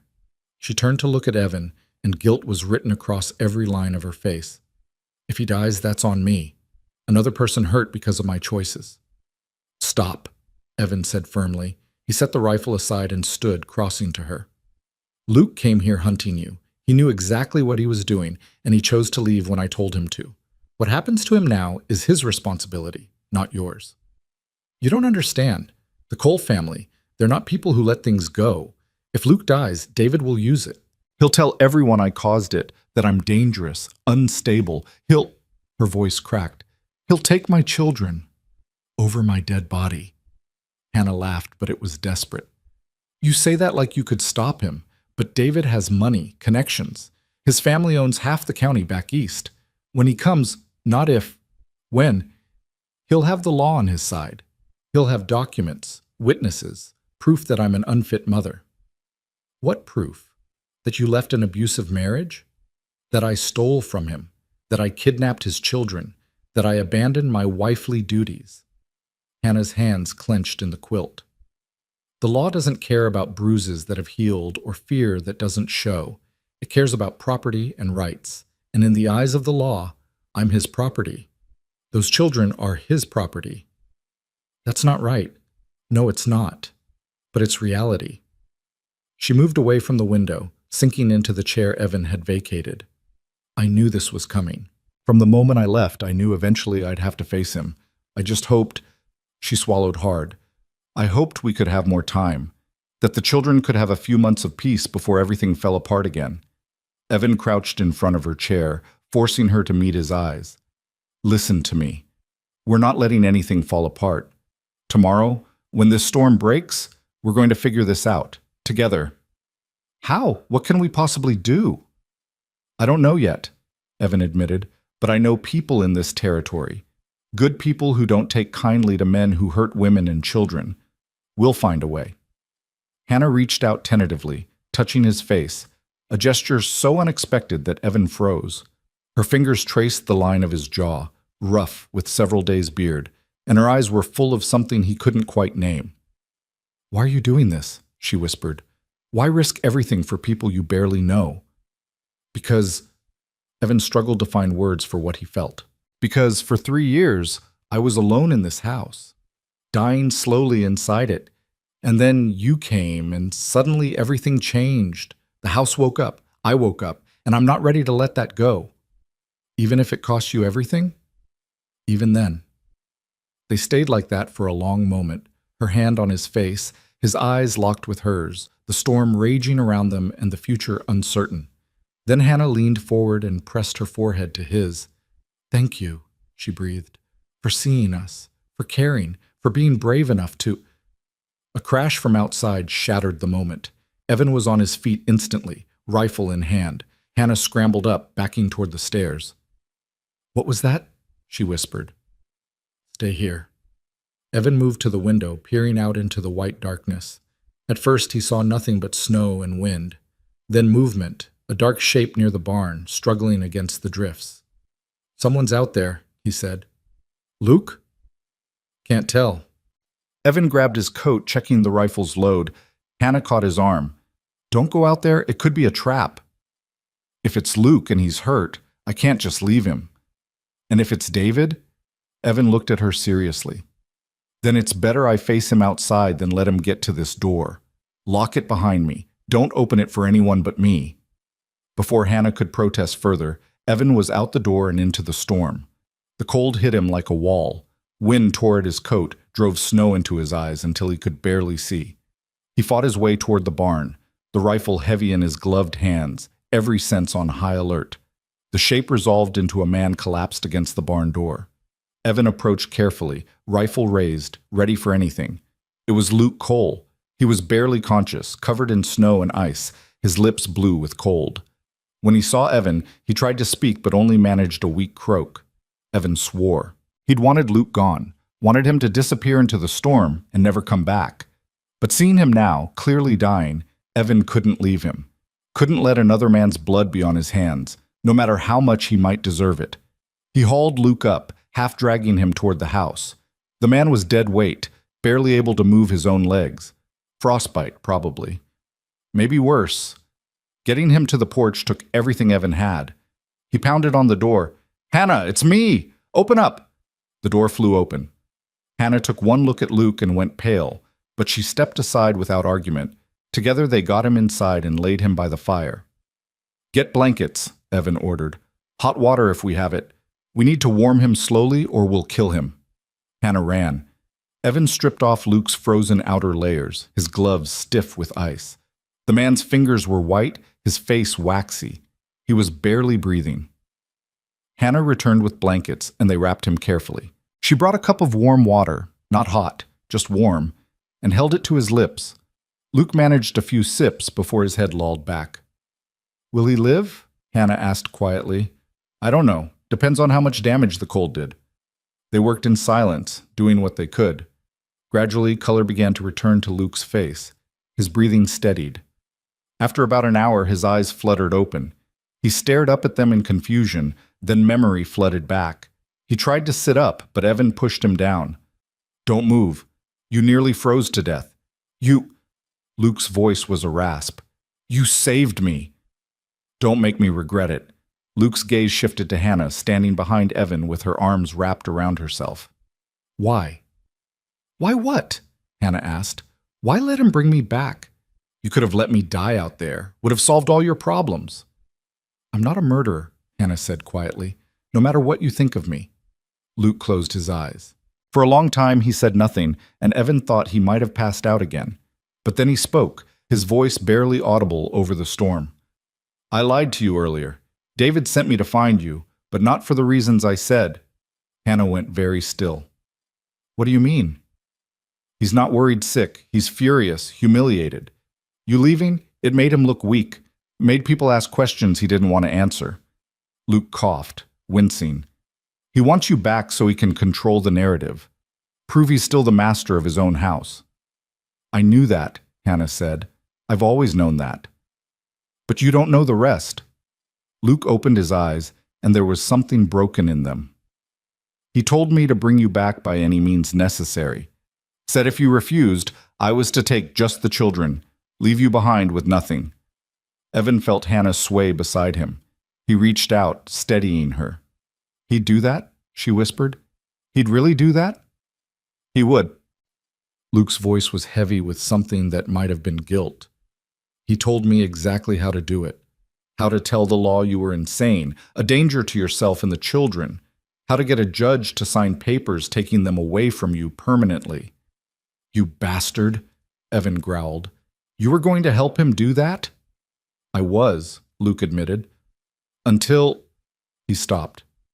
"Until what?" Hannah demanded, her voice shaking. "Until I saw you with them. The way Clara held on to you when I arrived. The way she looked at you like you were the only safe thing in her world." Luke's eyes closed again. "She used to look at me like that before. When she was small and I'd visit, she'd run to me, laughing. Now she looked at me like I was a monster." "You were going to take her from the only parent who's ever protected her," Evan said coldly. "That makes you exactly what she thought you were." "I know." The words came out broken. "I know that now. Being out there in the storm, thinking I was going to die, I had a lot of time to think about what I've become, what David's become, what our family has turned into." Hannah knelt beside him, her face hard. "Tell me the truth, Luke, all of it. How bad has David gotten?" Luke was silent for a long moment. When he spoke, his voice was hollow. "He's drinking more than ever. The farm is failing. He's made bad investments, borrowed money he can't pay back. When you left, you took the last thing that made him feel in control. Now he's desperate, dangerous in ways he wasn't before." "Has he hurt anyone else?" "He hired a woman to help with the house after you left. She lasted 2 weeks before she quit. Wouldn't say why, but I saw the bruise on her arm." Luke's jaw tightened. "I didn't say anything. I should have, but I didn't.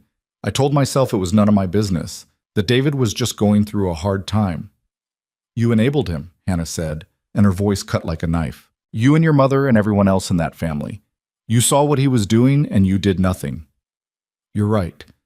Luke looked at her fully now. "I'm sorry, Hannah. I'm so sorry.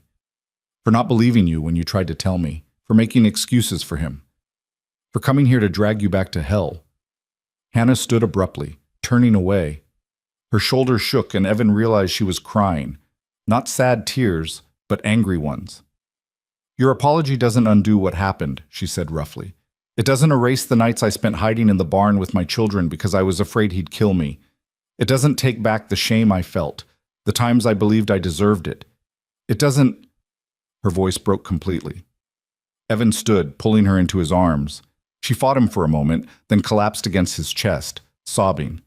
Over her head, he looked at Luke. "What are you going to tell David when you get back?" Evan asked quietly. Luke struggled to sit up, leaning against the wall. "I'm not going back." "What?" "I nearly died out there tonight. Would have died if you hadn't brought me in. And the whole time I was freezing, all I could think about was Clara's face. How I'd become someone that a child, my own niece, looked at with fear." He rubbed his face with trembling hands. I can't do it anymore. Can't be part of this. Can't watch my brother destroy everything good that's left in our family. So what will you do? Hannah asked, pulling back from Evan but staying close to his side. I'll go back east, but not home. I'll go to the county seat, talk to people who knew you, who saw what David was like. I'll get statements, testimony, proof that you left for legitimate reasons.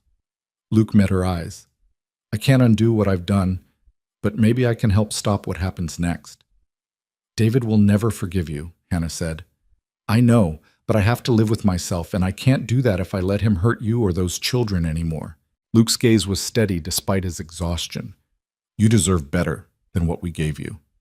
Those kids deserve to grow up without fear. Evan studied Luke carefully, looking for deception, but all he saw was a man who'd hit bottom and was trying to climb back up. If you're lying, Evan said quietly, if this is some kind of trick to get her to lower her guard. It's not, Luke interrupted. I swear on my mother's grave, it's not. I'm done being David's accomplice. I'm done pretending our family's secrets are more important than basic human decency. Hannah was quiet for a long time, her hand gripping Evan's arm like an anchor. Finally, she spoke. I don't forgive you, Luke. Not yet. Maybe not ever. But if you really mean what you're saying, if you really will help us, then I'll accept that. That's more than I deserve. Yes, Hannah agreed. It is. The storm was finally beginning to ease. The wind had dropped from a shriek to a moan, and the snow was falling less frantically. By the window, the first gray hint of dawn was beginning to lighten the sky. Evan helped Luke move to the couch, where he could rest properly. The man was asleep within minutes, exhausted by cold and confession. Hannah stood watching him, her expression unreadable. Do you believe him? She asked Evan quietly. I want to, but I've learned that wanting something doesn't make it true. He could still betray us. Go back to David, tell him everything. He could, Evan agreed, but I don't think he will. A man doesn't nearly die and then go back to the life that was killing him, not if he has any sense. Hannah turned to him, and in the growing light, he could see how the night had aged her. The fear, the revelation, the impossible choice of whether to trust the man who'd come to take her children away. What do we do now? She asked. We wait for the storm to pass completely. Then we figure out our next move. And if David comes, Evan took her hands in his, holding them firmly. Then we face him together, you, me, and the truth about what he did. Luke might be willing to testify, and that changes everything. Does it, though? Or does it just make things more complicated? Hannah's eyes searched his face. Evan, you've already risked so much. If this goes to court, if David brings lawyers and makes accusations, you could lose your ranch, your reputation, everything your father built. I know. Then why? Because some things are worth losing everything for, Evan said simply. And you and those children, you're worth it. Hannah's breath caught. Evan, A small voice interrupted them. Mama? They turned to find Clara on the stairs, her face pale, her eyes red from crying. She looked at Luke sleeping on the couch, then at her mother. Is Uncle Luke going to take us away? Hannah crossed to her daughter immediately, kneeling so they were eye to eye. No, sweetheart, he's not. He's going to help us instead. How do you know? Because he told me. And because Mr. Mercer is here to make sure we stay safe. Clara's gaze shifted to Evan. Promise? Evan knelt beside Hannah, meeting the little girl's solemn stare. I promise, Clara. Nobody's taking you or your brothers away from your mama. Not Luke, not your father, not anyone. Clara studied him with the gravity only a 7-year-old who'd seen too much could manage. Then, slowly, she nodded. Okay, I believe you. She hugged her mother, and Hannah held her tight, her eyes squeezed shut against tears. Evan stood, giving them space, and moved to the window. The storm was breaking. Shafts of sunlight were piercing through the clouds, turning the snow-covered world into something almost beautiful. The valley lay buried under white, pristine, and unmarked except for the barn and the house standing defiant against the cold. They'd survived the night, survived Luke's arrival, his threats, his confession. They'd survived the storm, both the one outside and the one that had raged within these walls. But Evan knew this was only the beginning. David Cole was still out there somewhere, and eventually he would come. The question wasn't if, but when, and whether they'd be ready when he did. Behind him, Hannah got Clara settled with a cup of warm milk. Luke stirred on the couch but didn't wake. The house was quiet except for the crackle of the fire and the steady drip of icicles melting in the morning sun. "Evan?" Hannah said softly. He turned to find her standing close, Clara having gone back upstairs to check on her brothers. "Thank you," Hannah said, "for everything, for keeping us safe, for believing me when most people wouldn't, for—" She paused, searching for words. "For making me feel like I wasn't crazy for leaving, like I wasn't a bad mother for taking my children away from their father." "You're the best mother those children could have," Evan said firmly, "and the bravest woman I've ever met." Hannah smiled, sad but real. "I don't feel brave. I feel terrified. Being brave doesn't mean not being scared. It means being scared and doing the right thing anyway. Then I suppose we're both brave because I'm terrified and you're standing here promising to fight a battle that isn't even yours." "It is mine," Evan corrected. "The moment I let you through that door, it became mine. The moment I decided you weren't just hired help but family, it became mine." Hannah reached up, touching his face again like she had in the night. "Family," she repeated softly. "I like the sound of that." "So do I." They stood in the morning light, two people who'd been running from loneliness and pain, who'd found each other by accident and chosen to stay by design. Outside, the storm had passed, leaving the world transformed. Inside, something had shifted too, something fundamental and irrevocable. They'd made their stand, drawn their line. Whatever came next, they'd face it together. And for now, in this moment, with the children safe upstairs and Luke sleeping his exhausted sleep of confession and redemption, that was enough. It had to be enough, because the real battle was still coming, and they all knew it. Luke stayed for 3 days while his frostbitten fingers healed and the roads became passable again.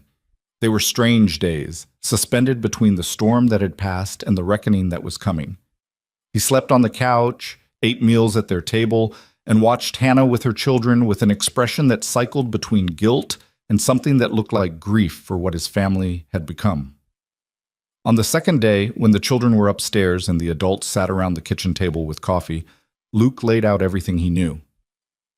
"David's been telling people you had a breakdown," he said, not meeting Hannah's eyes. "That the stress of running the household made you unstable. He's been playing the concerned husband, worried sick about his missing wife and children." Hannah's jaw tightened. "Of course he has. He's got the sheriff looking for you, filed a report claiming you stole money and family heirlooms. There's a warrant out for your arrest in 3 counties. Evan's fist clenched on the table. "On what evidence?" "David's word. And unfortunately, his word carries weight. The Cole family has been in that county for generations. They own property, have connections.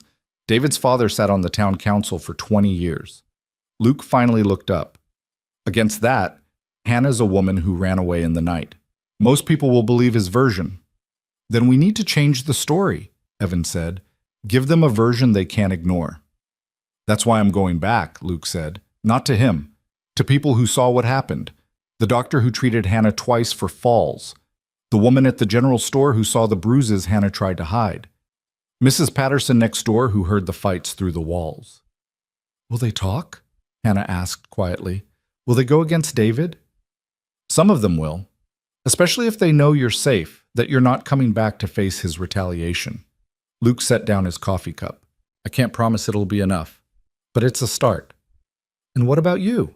Evan asked. When David finds out you're working against him? Luke's smile was bitter. I stopped being his brother the moment I decided to tell you the truth. Whatever happens to me now, I've earned it. That afternoon, while Luke rested and Hannah was upstairs reading to the children, Evan rode to town. The roads were treacherous with ice and packed snow, but Greta was sure-footed and they made it without incident. He needed supplies, but more than that, he needed information. Dunley's store was busy with people who'd been trapped by the storm and were now restocking. Evan moved through the crowd, gathering what he needed, listening to conversations around him. Most of it was weather talk, who'd lost livestock, which roofs had collapsed, How long before the pass is cleared? But then he heard it. A cluster of women near the fabric section, voices low but carrying. I heard she just showed up on his doorstep with 3 children, practically moved in. My husband says she's running from something, maybe the law. Living out there alone with him, no chaperone, no proper arrangement. It's not decent. Evan's blood ran hot, but before he could say anything, another voice cut through. Decent? You want to talk about decent, Martha? Evan turned to see Alice Brennan, Tom Brennan's wife, facing down the gossiping women with her hands on her hips. Alice was in her 50s, built like someone who'd spent her life working hard, with a face that could be stern or kind depending on what you deserved. That young woman is working for her keep, which is more than I can say for some people's daughters who sit around waiting for husbands to fall from the sky, Alice continued. And Evan Mercer is a good man who's done right by a family in need. If you've got nothing better to do than tear down people trying to survive winter, then maybe you should examine your own character. The women sputtered protest, but Alice had already turned away. She caught Evan's eye and gave him a firm nod before leaving the store. Evan paid for his supplies quickly and followed her out. He caught up to her at her wagon. Mrs. Brennan. Evan? She smiled at him, warmer now. Don't you pay those hens any mind. They've got nothing better to do than cluck about other people's business. I appreciate you speaking up. Wasn't just for you. I've met your cook, ran into her and those children at the church Christmas charity last month. Sweet woman, good mother. Those kids are well-behaved and clean, which tells me everything I need to know about how she's raising them. Alice studied him carefully. She running from something bad? Evan hesitated, then nodded. Her husband. He heard her. Alice's expression hardened. I thought as much. Saw the way she startled when a door slammed. My sister was in a marriage like that. Took her 10 years to get the courage to leave. She put a hand on Evan's arm. You're doing right by her, helping her. Don't let small minds make you doubt that. Her husband's brother came during the storm. Evan struggled with how much to say. He's going back to gather evidence against her husband, to prove she had cause to leave. Good. And if that husband shows up here, then he'll have to go through me. Alice smiled, fierce and approving. That's what I wanted to hear. You tell that young woman she's got friends in this town. Not everyone's a gossip. Some of us remember what it's like to need help and be grateful when we get it. She climbed into her wagon and left, and Evan felt something ease in his chest. They weren't completely alone. There were people who would stand with them when the time came. Luke left on the morning of the 4th day. His fingers were still tender, wrapped in bandages Hannah had carefully applied, but he could ride. Evan gave him one of the ranch horses and supplies for the journey. They stood in the yard, the morning air crisp and cold, while Hannah and the children watched from the porch. You'll write? Hannah asked. Let us know what you find. I will. Give me 2 weeks, maybe 3. I'll send word through the trading post when I have something. Luke looked at the children, his expression complicated. Clara, Jacob, Samuel, I'm sorry for everything. I hope someday you'll understand that I'm trying to make things right. Clara stepped forward, her small face serious. Are you really going to help Mama? I am, I promise. Then I guess you're not as bad as Papa. Coming from Clara, it was almost an absolution. Luke mounted the horse, settled himself carefully. He looked at Evan last. Take care of them. David will come eventually. When he does, I know, Evan said. We'll be ready. Luke rode away, his figure growing smaller against the white landscape until he disappeared around the bend. Hannah stood with her arms around Clara, watching until he was completely gone. Do you think he'll really do it? She asked quietly. I think he'll try, Evan said. Whether he succeeds, that's another question. The days after Luke's departure fell into a new rhythm, one edged with waiting. Evan reinforced the barn door, checked his ammunition, made sure the rifle was always within reach. Hannah went about her work with a distraction she tried to hide, starting at unexpected sounds, her gaze constantly drawn to the windows. The children felt it too. They played more quietly, stayed closer to the house. Clara stopped asking when they could go outside to build snow forts. Jacob had nightmares that brought him to his mother's bed 3 nights in a row. Even Samuel, too young to understand, seemed to sense the tension and became clingy, refusing to let Hannah out of his sight. 2 weeks passed, then 3. No word from Luke, no sign of David Cole. Evan rode to town every few days, checking for messages, listening for news. Nothing. It was like Luke had vanished into the Eastern Territories, swallowed by distance and silence. Maybe David gave up, Hannah said one evening as they sat by the fire. The children were asleep, and the house was quiet. Maybe Luke convinced him it wasn't worth pursuing. Maybe, Evan said, but he didn't believe it. Men like David Cole didn't give up. They waited, planned, struck when you'd let your guard down. Hannah must have read his thoughts because she moved closer, her shoulder touching his. "I'm sorry," she said softly, "for bringing this into your life, for putting you in danger. Stop apologizing for surviving." "I'm not apologizing for surviving. I'm apologizing for making my survival your problem." Evan turned to her, taking her hand. Over the past weeks, these small touches had become natural between them. Hands held, shoulders bumped, comfort given and received.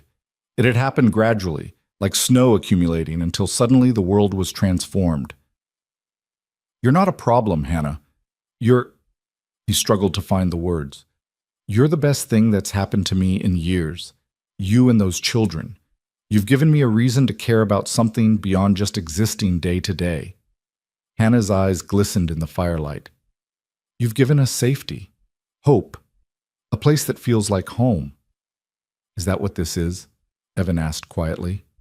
"Home?" "For me it is. For the children too, I think." She squeezed his hand. "But I won't trap you in this, Evan.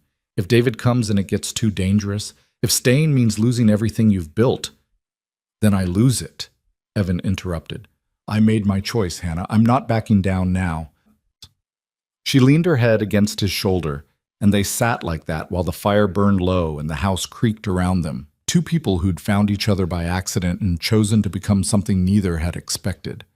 The message came on a Tuesday morning 4 weeks after Luke had left. Evan rode to town for flour and found a letter waiting at the trading post, addressed in Luke's careful handwriting. He read it standing in the cold outside Dunley's store, his breath steaming in the January air. "Evan, I've gathered testimony from 6 people willing to state what they witnessed. The doctor has records of Hannah's injuries. Mrs. Patterson will testify about the fights she heard.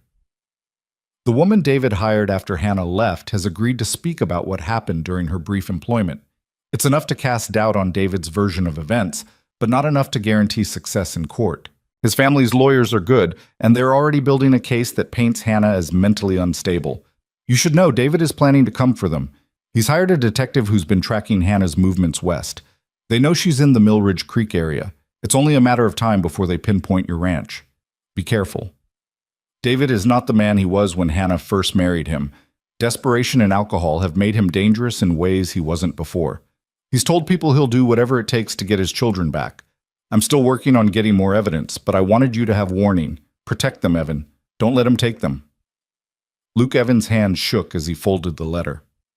He rode home faster than was safe on the icy roads, burst through the door to find Hannah kneading bread at the table. She took one look at his face and knew. "He's coming. Luke says they've tracked you to this area. It's only a matter of time." Hannah's hands stilled in the dough, flour dusting her wrists like snow. "How long do we have?" "Days, maybe. A week if we're lucky. Then we need a plan." They spent that afternoon preparing. Evan rode to the Brennan Ranch and explained the situation to Tom and Alice. Tom, a quiet man who'd served in the army before settling down to ranching, listened carefully and nodded.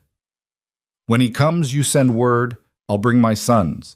We'll make sure things stay civil." "I can't ask you to—" "You're not asking. I'm offering." Tom's expression was firm. "Alice told me about your situation. Man who beats his wife doesn't deserve to keep her. Simple as that." Evan shook his hand, gratitude thick in his throat. Back at the ranch, Hannah had packed a bag. Clothes for the children, important papers, money she'd saved. "In case we need to run," she explained, seeing Evan's expression, "we're not running. But if we have to, we won't." Evan pulled her close. "I told you, Hannah. I'm not letting him take you. Any of you. That night, Evan lay awake in his room off the kitchen, listening to the house settle. Upstairs, he could hear Hannah moving around, probably unable to sleep either. He thought about going to her, offering comfort, but held himself back.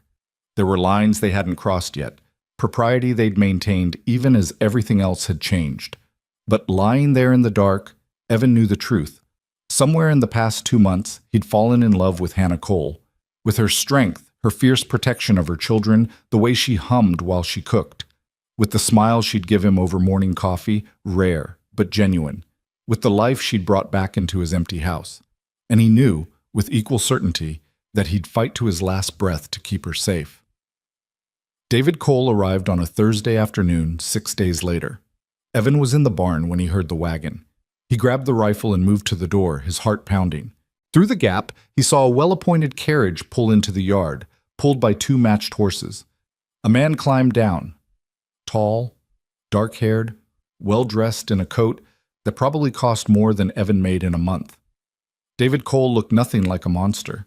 He looked respectable, successful, like someone people would believe. Evan stepped out of the barn, rifle held loosely but ready. David saw him and smiled, cold and sharp as January frost. "Mr. Mercer, I presume." "Who's asking?" "David Cole. I believe you have something that belongs to me." "Nothing here belongs to you." David's smile never wavered. "My wife and children would disagree. I've come to collect them and take them home where they belong." "They're not going anywhere." "I have the law on my side, Mr. Mercer.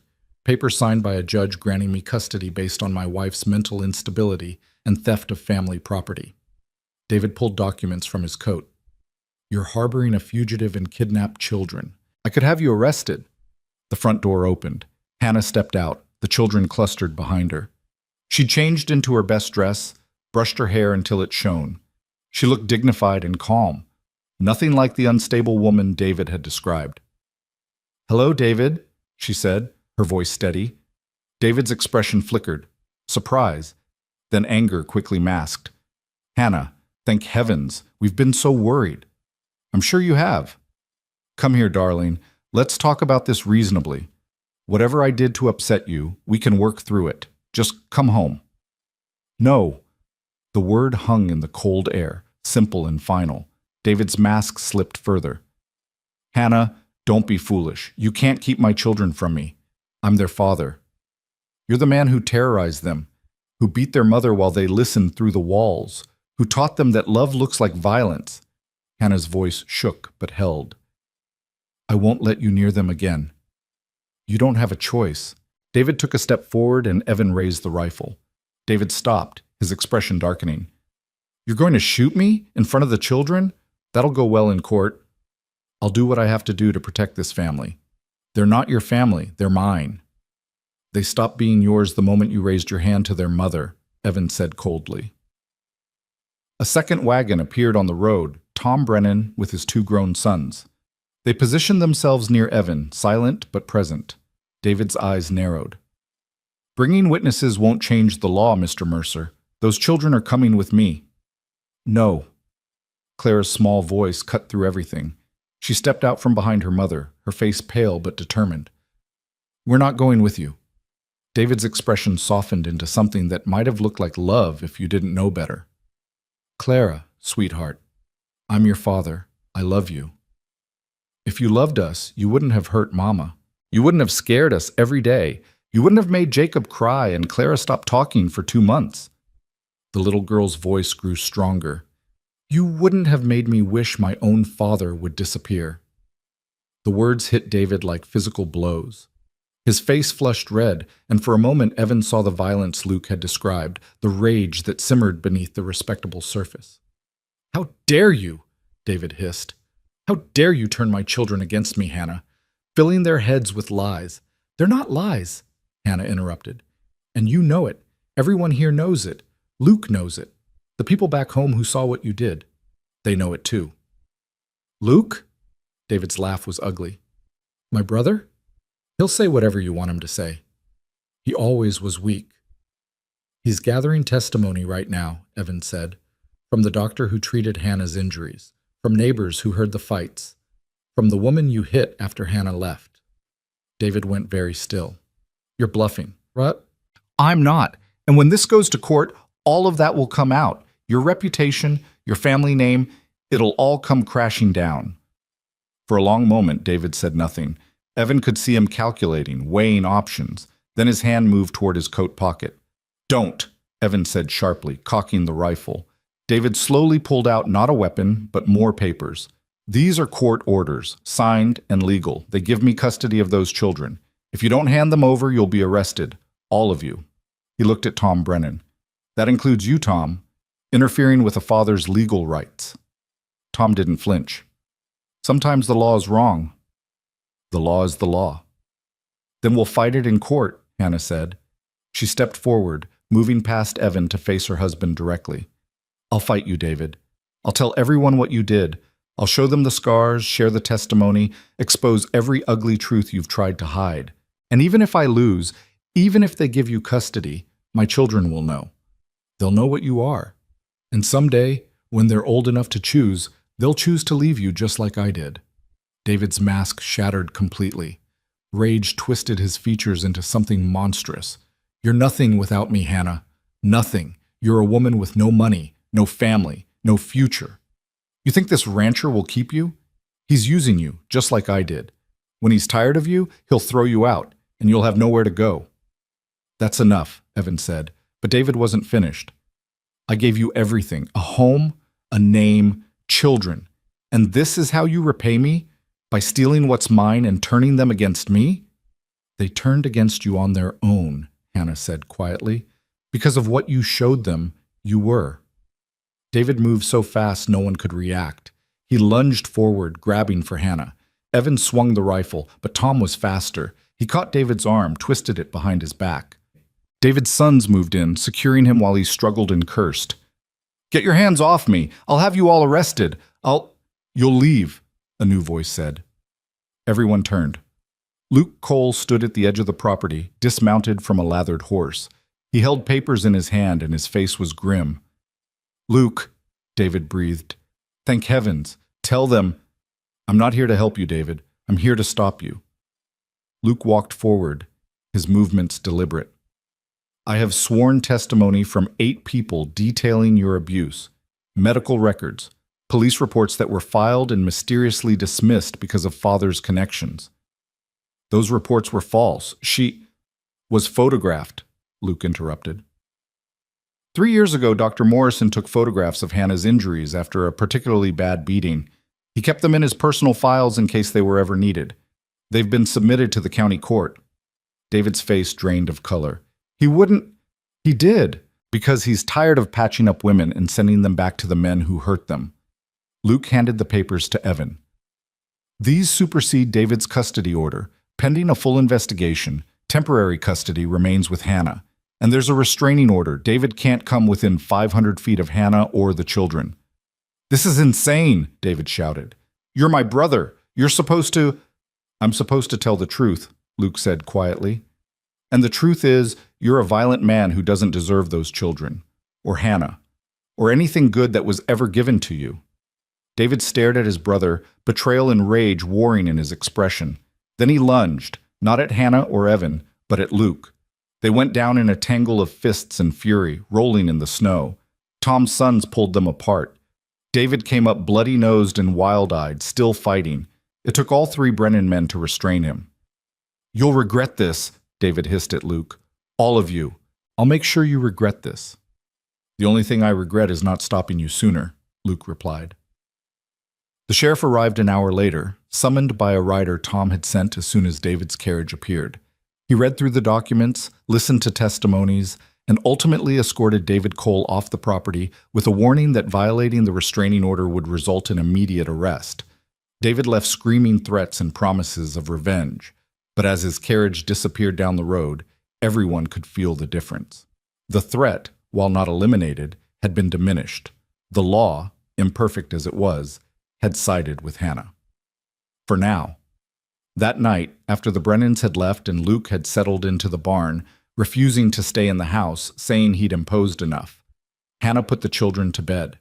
They were exhausted, wrung out by fear and relief in equal measure. Evan stood on the porch, watching the stars come out in the clear winter sky. He heard Hannah coming outside, felt her presence beside him. "Thank you," she said softly, "for everything. For standing with us. For not backing down. I told you I wouldn't. I know. But I didn't really believe someone would actually—" Her voice caught. "Would actually choose us. Choose me." Evan turned to her, cupping her face in his hands. "Hannah Cole, I would choose you every day for the rest of my life if you'd let me." She stared at him, tears spilling over. "What are you saying?" "I'm saying I love you. I love your children. I love the life we've built here, the family we've become." He brushed tears from her cheeks with his thumbs. "I'm saying marry me. Not because you need protection, though I'll always protect you. Not because you need a home, though you'll always have one here. But because I want to wake up to your face every morning and fall asleep knowing you're safe under this roof. Because I want to watch those children grow up and teach them they're loved and wanted. Because somewhere in the middle of all this chaos, you became the center of my world." Hannah sobbed once, pressing her hands over his on her face. "Yes," she whispered. "Yes, Evan. Yes to all of it." He kissed her then, gentle and careful, like she was something precious that might break. She kissed him back, fierce and sure, and it felt like coming home after a long journey through the cold. When they pulled apart, both breathless, Hannah was smiling through her tears. "The children will be so happy. So will I." "Me too." She leaned into him, and he wrapped his arms around her, holding her close. "Do you really think this is over? That David will give up?" "I think he'll try again eventually. Men like him always do." Evan tightened his hold. "But we'll be ready. We'll fight him in court, with Luke's evidence and the truth on our side. And if the courts fail us, we'll figure something else out. Together." "Together," Hannah repeated, and it sounded like a vow. They stood like that while the stars wheeled overhead and the winter night settled around them. Inside the house, 3 children slept safely. In the barn, a man tried to make amends for his failures, and on the porch, 2 people who'd been broken by loneliness and loss held each other and chose to believe in the possibility of healing. The legal battle took 6 months.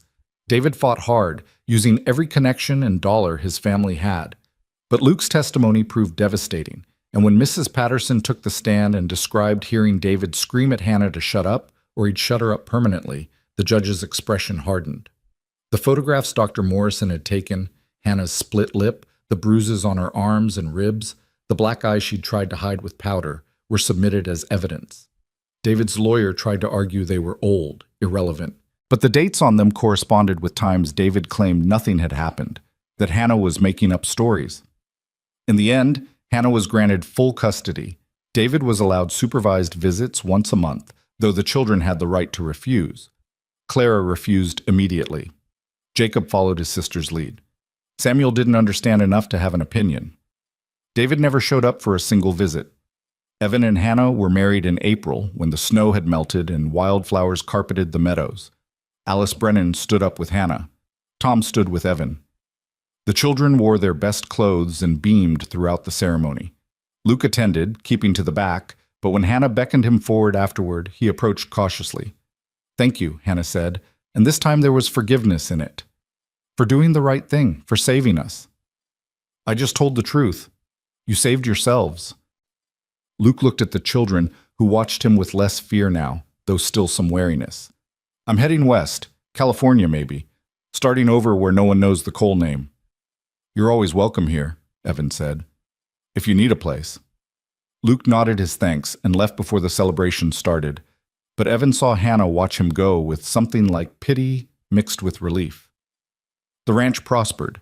Hannah's cooking and careful management of resources stretched their money further than Evan had thought possible. Clara bloomed, chattering constantly now that silence was no longer her safest option. Jacob's nightmares faded. Samuel grew into a cheerful toddler who called Evan Papa and didn't remember a time before safety. 2 years after the custody battle ended, a letter arrived. It was from David's mother informing them that David had died in a saloon fight in Kansas. He'd been drinking, gotten into an argument, and been stabbed. The funeral had already been held. Hannah read the letter twice, then handed it to Evan. "How do you feel?" he asked carefully. "Sad," she said honestly. "Not for him, not really, but for what he could have been. For the man I thought I married." She looked at her children playing outside, their laughter drifting through the open window. "Mostly I feel relieved that they'll never have to be afraid of him showing up, that they can truly heal now. They're not the only ones who can heal." Hannah smiled at him, and it was full of joy. "No, they're not." That night, after the children were asleep, Hannah and Evan sat on the porch as they did most evenings. The air was warm with summer, sweet with the scent of hay and pine. "Do you ever regret it?" Hannah asked quietly. "Posting that notice? If you hadn't, your life would be so much simpler." Evan took her hand, lacing their fingers together. "Simpler maybe, but emptier, colder, lonelier." He looked at her, this woman who'd arrived on his doorstep desperate and running, who'd become his partner, his love, his home. "I'd post that notice 1,000 times if it meant you'd answer it. Even with all the trouble that came with me, especially with all the trouble. Because that trouble brought you here. And you're the best thing that ever happened to me." Hannah leaned her head on his shoulder, and they watched the stars come out together, as they would for all the years that followed. Inside the house, 3 children slept soundly, safe and loved. Around them, the ranch stretched out into the darkness, full of life and possibility. Winter had tested them, storms had threatened them, the past had hunted them. But they'd survived it all by choosing each other, by refusing to let the world decide who they would be, by building something real out of nothing but necessity and hope. It wasn't the life either of them had planned. It was better. And when Clara asked Evan years later, when she was grown with children of her own, why he'd let them stay that first day when they were strangers with more problems than solutions, he smiled and gave her the only answer that mattered. Because sometimes the family you need finds you when you least expect it.